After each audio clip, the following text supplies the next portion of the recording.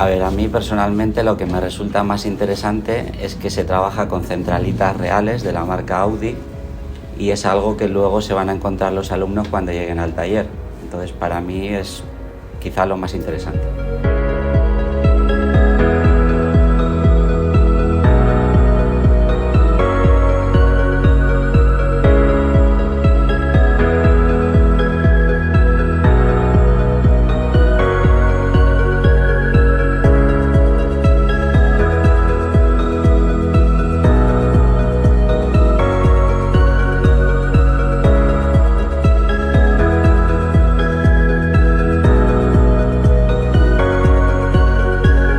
From my point of view, these vehicle training models are a really useful species of equipment with which students can work to acquire the necessary skills they need before working with cars.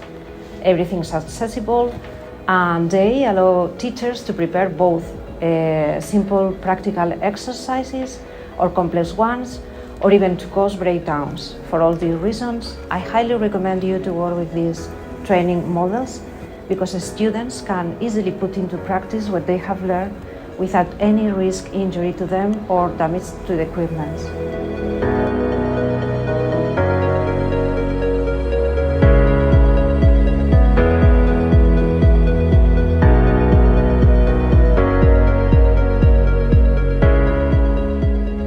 Yo lo que encuentro más útil es la opción de poder trabajar conjuntamente la parte teórica basada en la plataforma software de LEYBOLD y al mismo tiempo la parte teórica con los equipos.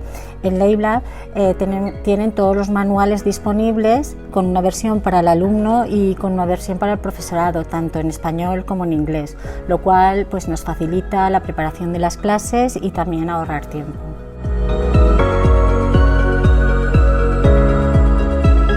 The most interesting for me about the equipment is that we can reproduce exactly the process that takes place in a workshop. For example, fault finding.